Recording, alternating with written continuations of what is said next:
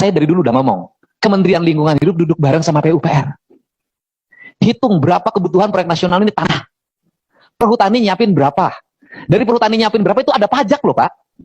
Dan kemudian tanah penggantinya berapa nilainya. Kasih tugas sama tol itu nanti nanemin pohonnya. Apa yang terjadi hari ini? Pencurian tanah terjadi di mana-mana. Pajaknya tidak masuk ke daerah. Lingkungan rusak. Tanah-tanah hancur. Yang untung adalah para pencuri itu. Dan itu terjadi Pak. Saya tiap hari berhadapan dengan mereka. Itu yang saya maksud berubah 6 bulan yang lalu saya ngomong di sini sama Bu Menteri. Bu Menteri duduk bareng sama PUPR, kita dukung proyek nasional. Tapi legal. Sekarang para pelaksananya bingung Pak, karena BPK harus audit. Di audit BPK itu mereka tidak boleh beli tanah ilegal. Tapi faktanya tanahnya ilegal semua. Dan itu harus muncul, bayar pajaknya berapa. Itu yang saya tutup dengan Dirjen Gakum kan untuk tol juga. Itu tanahnya tanah negara, kemudian dikelola oleh orang menghasilkan uang ratusan juta miliaran rupiah. Dinikmati oleh beberapa orang. Bagaimana ini masuk ke negara? Bikin program panggil perhutani, dirjennya kumpul, ngomong dengan PUPR, hitung kebutuhan tanah berapa, ngambilnya dari mana, kompensasinya adalah membuat reboisasi dibiayai oleh dana itu. Negara untung, pembangunan berjalan. Ini dibiarkan oleh Bapak. Nah ini harus saya interupsi, karena kalau lama-lama nanti saya nggak ngambek lagi, lupa lagi. Nah itu, ini Pak, makanya caranya harus taktis. Masa saya lebih ngerti dari Bapak sih? Terima kasih Bapak. Terima kasih Bapak. Ini yang sedang kami lakukan Pak dengan PUPR, dengan ESDM Pak, dan juga dari Perhutani dan dari Universitas Bapak. Ini sedang kami lakukan. Nanti ke depan hasilnya akan kami sampaikan ke Bapak. Ya. Pak, ini bukan yang dilakukan Pak. Kebutuhannya mendesak sekarang kok Pak. Ya. Ini perlu taktis. Tinggal kumpul sehari beres jalan loh Pak. Ya. Ini udah 6 bulan Pak. Ini keburu Pak. Habis Pak. Bapak kontak aja dengan saya diajak keliling Pak. Saya mah tahu satu-satu titiknya. Saya yang mengoperasi Pak sendiri Pak tanpa bantuan siapapun karena saya sayang sama kehutanan. Orang perhutaninya takut Pak, takut sama preman, takut ada backup ini, backup sana, ada yang jagain bersenjata, gitu loh. Nah ini harus taktis, nggak bisa lagi akademis, nggak bisa lagi kajian. Ayo kumpul hitung, ini tanahnya geser, kumpul hitung tanahnya geser. Aduh Pak, selama Bapak rapat udah digali semua Pak. Yang galinya kok ini nitip ini, saya dititipin banyak, saya nggak mau. Ya, lanjut. Seperti kami sudah pernah menjelaskan kemarin pada waktu pertemuan sebelumnya, bahwa banjir itu tidak satu faktor penyebab maupun faktor pemicunya. Faktor pemicu memang curah hujan. Memang beberapa daerah curah hujannya melebihi daripada kapasitas daya tampung daripada daerah tangkapan banjir. Yang kedua adalah terkait dengan kondisi daripada panjang sungai maupun kondisi fitur alaminya. Ada dekat, ada yang jauh. Seperti kalau yang kejadian Kalimantan Barat, lebih kurang sungainya itu hampir 1000 kilometer jaraknya. Sehingga di sana hujan sudah banjir, di sini baru jadi. Kami baru kemarin beberapa hari yang lalu pulang dari Sintang, memperhatikan tentang di situ. Kemudian yang ketiga adalah pengaruh daripada pemanfaatan atau pengelolaan daripada lahan itu sendiri. Jadi pengelolaan lahan itu salah satu penyebab daripada kegiatan banjir. Yang terjadi beberapa tempat seperti demikian, kira-kira gitu Pak. Bahwa ada curah hujan yang melebihi kapasitas drainase, sehingga terjadi limpasan, seperti kalau yang di Kalimantan Barat lebih kurang 3.000-an meter kubik per detik air itu melebihi daripada daya tampung. Pak, argumentasi Bapak itu argumentasi akademis. Tapi publik itu udah tahu loh Pak, bahwa panjang sungai dari dulu sampai sekarang nggak berubah. Nah, yang berubah itu lebar sungai, kemudian kedalaman sungai akibat sedimentasi. Sedimentasi dari mana sih? Kan akibat penebangan hutan.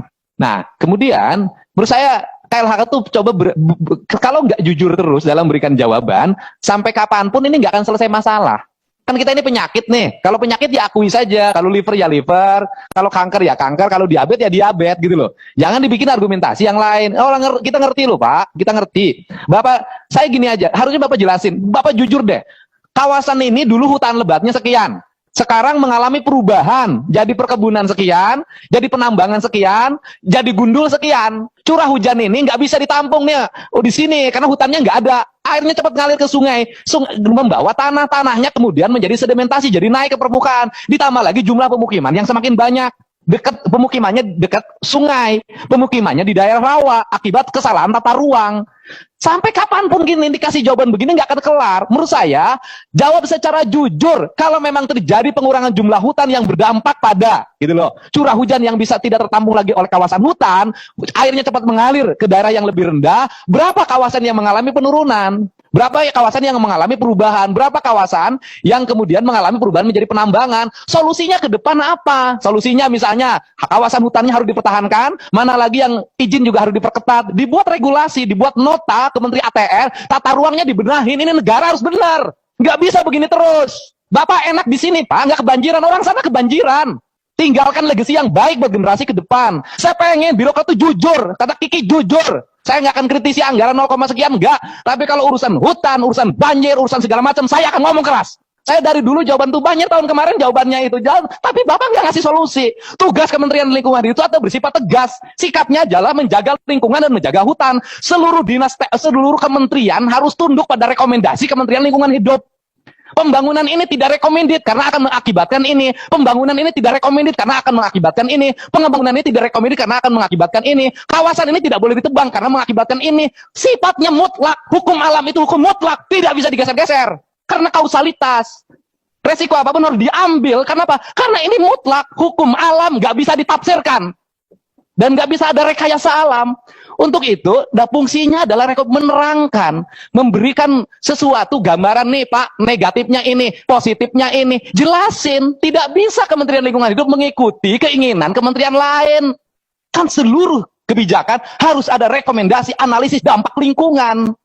Karena ini kuncinya, ini akibatnya segala sesuatu tidak berpegang teguh pada prinsip ikuti. Gaya menteri lama, kan ada menteri yang tidak digeser-geser. Siapa? Pak Prakosa. Ikuti dia, punya prinsip. Karena apa? Karena ini legacy. Kalau digeser, ini Pak, oh iya Pak, kalau begini, oh boleh Pak, oh boleh Pak. Ini datang lagi, ini boleh Pak, boleh Pak. Lah ya nggak usah sekolah di eksak Pak, sekolahnya di sosial aja.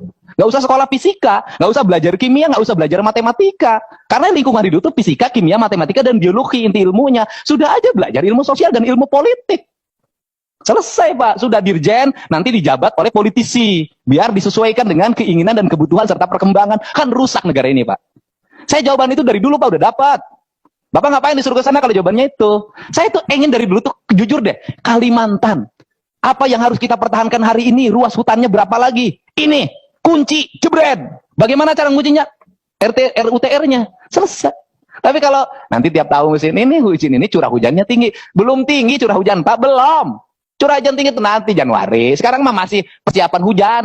Ini Pak, ini saya agak keras ngomong ini karena sudah menyangkut prinsip-prinsip yang rakyat yang merasakan terus-terusan dikasih logika. Yang menderita itu kan orang sana yang lama di sana.